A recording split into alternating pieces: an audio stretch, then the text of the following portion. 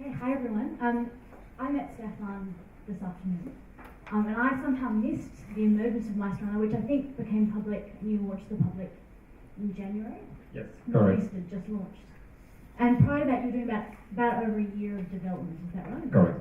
And kind of the end point of that development was you raised 2.8 million in rapid succession, 2 rounds, Yes. all from Australians. Yeah, so How? yeah, the way it happens, we had a bit of this kind of story where it's not a garage for us, it was a studio room where we did the first concept of Maestrano. Maestrano is for small business, right? We're a platform where we give software to small and medium business, but the secret sauce is we give the software to them in one click, so we don't build the software, we just provide it in one click, and we interconnect all the software and application between them automatically. So they don't have any to have a bit of code that they put in the API or whatever fancy or complicated. We give the butcher or the fishmonger or anyone the same capability that big corporations get from the Salesforce and the SAP and the Oracle, but it takes them a couple of clicks and it's $29 a month. So the problem we had when we started with that adventure is that it's not sexy. We were talking about software for business and small business on top of that. So when we were pitching to people and explaining the idea, we were kind of the anti-sexy thing. And you can hear tonight why. All the people that talked before me, I was listening to them, I was like, John, this guy's got some sexy business, and I'm here with my little software for small and medium business, right? So there was a point last year in probably August where we seriously were about to give up on the business. Like the concept was there, we had some beta testers, the return was fantastic, and there was no one to bet on that idea. And So capital was kind of a make or break. Oh yeah, because we always knew that company is global. We now have, in 6 months of commercial operation, got 1,500 small business using our service, 40% in the US, 40% in Australia, so we've always built a global thing, right? So we needed funding. So anyways, we went to a pitch one night, and I remember having pitched a million times in various opportunities and having network and all that, and I said to my co-founder, look, I'm going to do that F-bomb pitch, but I'm not into it. You know what? I'm just going to get out there and explain the thing, and if they don't get it, let's move on to something else. What's an F-bomb pitch?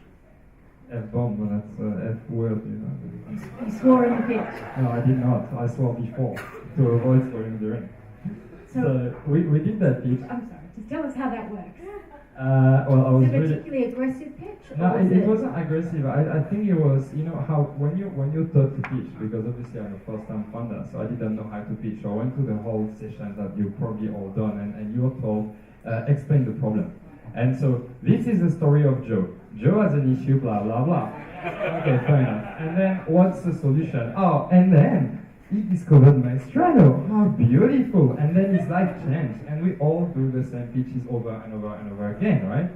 And at some point, I actually did my pitch like that. I said, look, you know what? Hi, everybody. I'm actually fed up with telling you the story of Joe and his problem and what we are. So I'll just go straight to what we are and why we're fantastic. And it started like that. So it was a bit way around from a classical pitch, right? But then we had this guy interested, and he led actually a fundraising for us. He's the chairman of the company now. And we raised $1 million in 7 weeks just before Christmas. Money in the bank on 22nd of December. So that was a Merry Christmas. So you mentioned it's an unsexy idea but a solid one. It's got a massive market both here and obviously internationally. Yeah. What was it that got that particular first investor, who's now a chairman, and the others involved in that round across the line so quickly? Well, I think he got the potential of the idea. He also looked at our background, and clearly we had experience in the kind of product we developed, like this interconnection layer. We always committed for that, $1 million for a certain amount of that 1 million investment by June to have X, Y, Z done as KPI. And on top of that, we knew the idea was patentable. So from what Rebecca presented earlier, we actually got funded and a patent. So we belong to the other companies.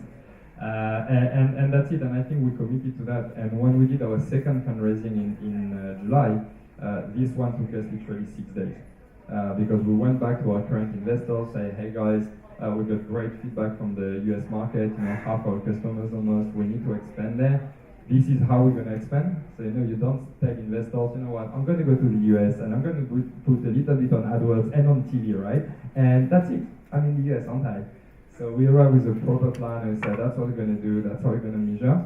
So they put basically half the second round, our current investors. And that's great, because then you move to another new set of investors and you tell them, my current investors are chipping in again. And that's an enormous token of trust to raise again. So it's $2 million rounds in about 12 months. Or a bit more. A little bit more than 12 months.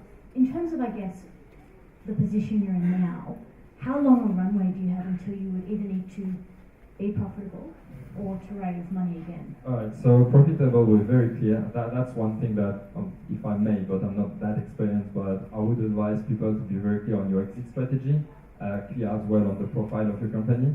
So we don't intend to be profitable at Maestrano.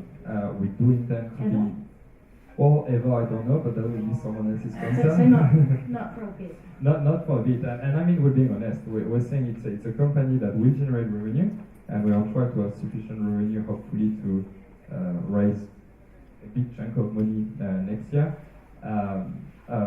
We want to generate revenue, but profitability is not at the core of it right now. In terms of run rates, we're good to go until probably August next year, I would say.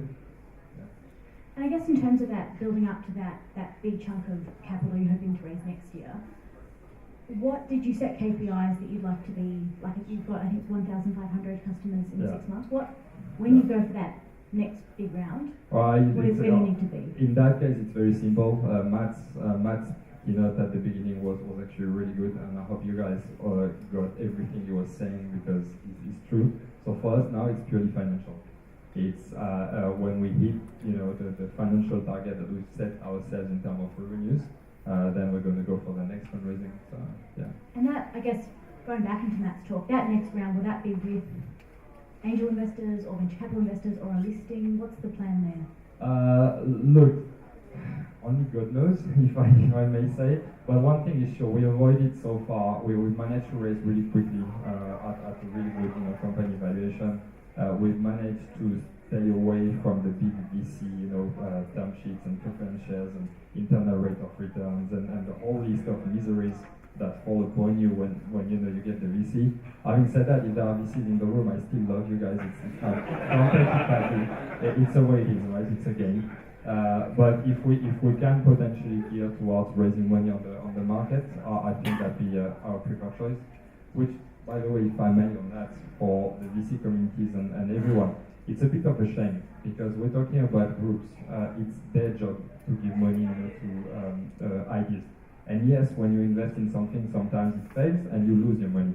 But having said that, we're now turning into a situation where the Madberries of the world and other companies, and maybe our company, will turn towards ASICs, which is a non-specialized market, because people can kind of crowd fund, right? Rather than going to see the VC, because even before we start, we know we're in for a miserable, experience sometimes. I think that collectively here, us as startups and the VC community as VC community, we probably need to work a little bit on that. Just a little perhaps. In terms of, I guess, whether you list as the next fundraising road or whether you raise that capital via investors, a lot of investors, at least at the early stage, they have that equity comfort point. I will not give up more than, it varies depending on the investor. Do you have one, and what is it? Not so much, because I will tell you, from a pure financial point of view, I prefer to have 1% of a $1 billion company rather than 50% of a $10,000 company. So not so much out equity from a financial point of view. In terms of control, it's a bit different. But I wouldn't mind, with my co-founder, wouldn't mind giving the control, so being below the 50% mark, providing the investors that are on board with us agree with the vision. And one of the speakers earlier mentioned Sequoia Capital had as big vision as he had of his product.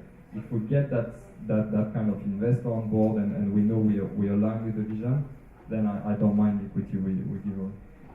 Okay, last question. I was going to say, in terms of that question of to list or to raise, which I feel is one of the big ones that Matt raised, one of the really big issues is that level of control.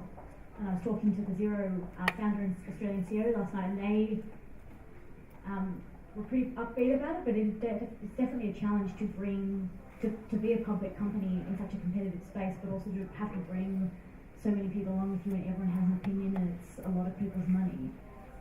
That level of control that you would need to see to become a listed company, how much do you think you'd mind about that factor? Look, I don't think I would mind really, because we're already managing Maestrano as if it was a listed company. In that we impose on ourselves all the process for a very simple reason: is to minimize the cost of the due diligence, or hoping to minimize the cost of the due diligence of a listing. So I don't mind the control, because I don't see control being necessarily bad. After, what I think you need to do when you list a company is be very careful in terms of how much of your company you're listing.